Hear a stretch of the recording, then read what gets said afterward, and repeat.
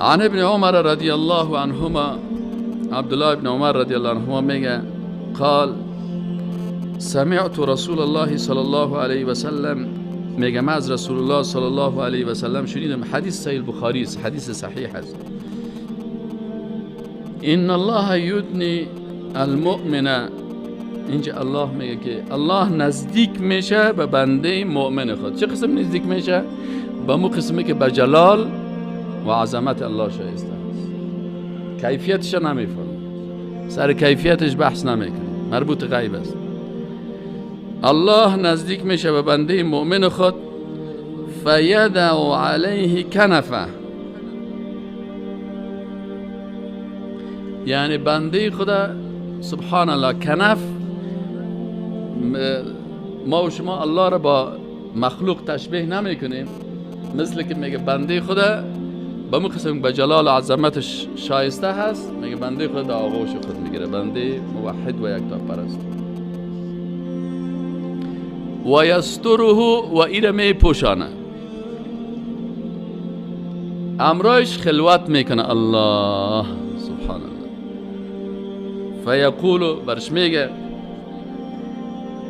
الله برازی بنده خود میگه اتعرف ذنب کذا، اینی گناه را فلانی وقت فلانی منطقه کردی، به فلانی منطقه کردی دغه گناه و که پیاد دیده. اتعرف ذنب کذا، آیا اینی گناهی که فلان وقت کردی به یادت است؟ باز گناه دیگه شه به یادش میره، میگه اتعرف ذنب کذا، اینی گناه دیگه را که فلانی جای کردی به یادت است؟ فیقول بنده میگه نعم، بله پروردگارم، نعم ای رب، یا الله بله کردیم. سر بنده خم است، خجالت است، شرمنده هست از گناه هایی که مخفی و پت کرده و دیگه مخلوقات خبر ندارن، فقط الله سرش خبر است. حتی اذا قرره بذنوبه، تا ای که اقرار از اینه تمام گناهایش میگیره، یک گناه های از اینه اقرارش میگیره. فلانی وقتی اینی گناه را کردی، فلانی وقتی اینی گناه را کردی، فلانی وقتی اینی اشتباه را کردی، فلانی وقتی اینی کار را کردی. و رأى فی نفسه انه هلکی، بنده وقتی که سعی میکنه که یا الله کل گناه های من یکش الله حساب کرد، کلش از دقیقهش، از لحظهش، از جایش، از مکانش، از تنهاییش، از کل ازی چی میشه؟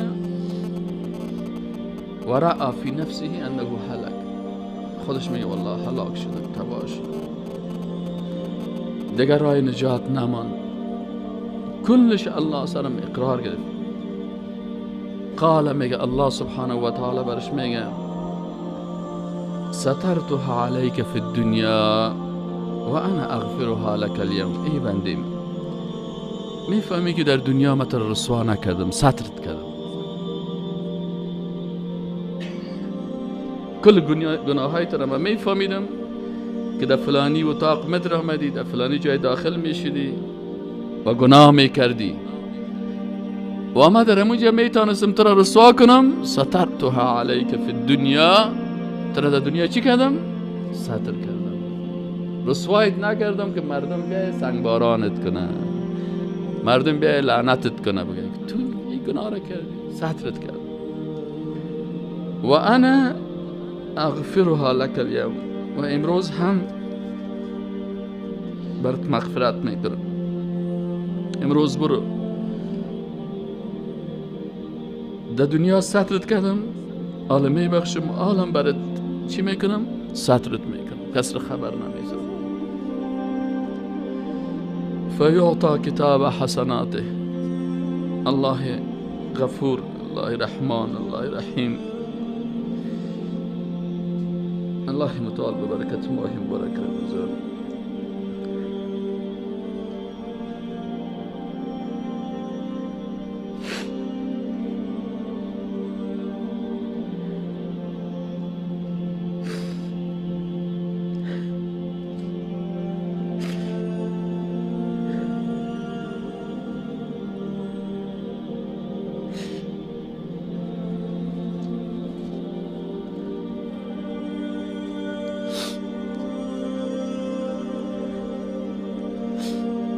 سترتها علیک فی الدنیا، ای بنده من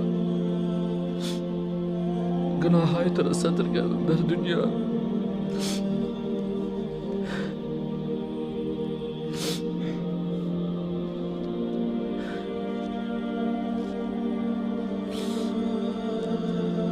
به مخلوقات رسوایت نکردم. و انا اغفرها لك اليوم، و من این مغفرت میکنم بر تو امروز، حال میبخشم.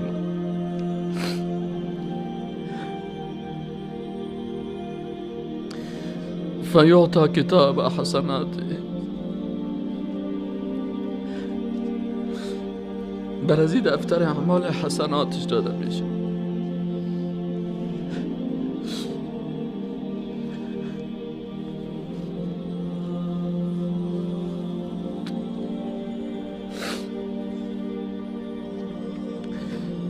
و اما الكافر، و اما کافران و المنافقون، و کسایی که منافق هستند ظاهرشان یک قسم است و باطنشان دیگر قسم است،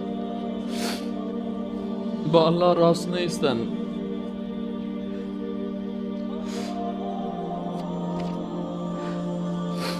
در اوامر الله صداقت ندارن، قلبشان با زبانشان با اعمالشان یک قسم نیست.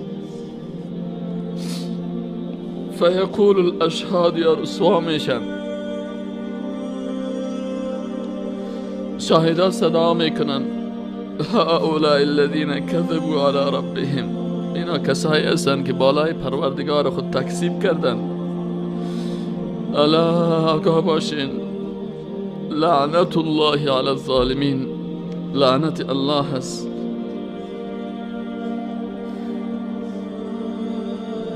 لعنت الله هست بر ظالمان، کسایی که سر نفس خود ظلم کردن،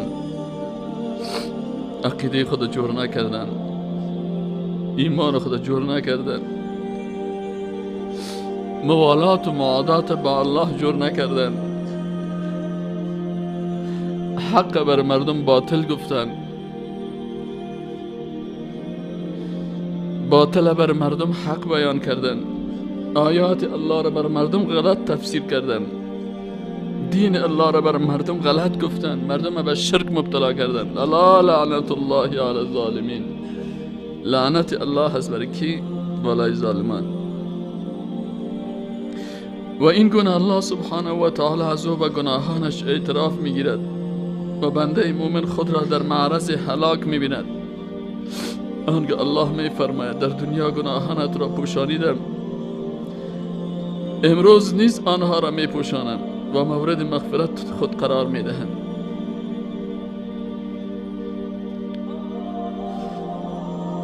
این حدیث شریف یک بشارت بسیار خوب است، یک خوشخبری بسیار بزرگ است که رسول الله صلی الله علیه و سلم برای مؤمنان بیان میکنند.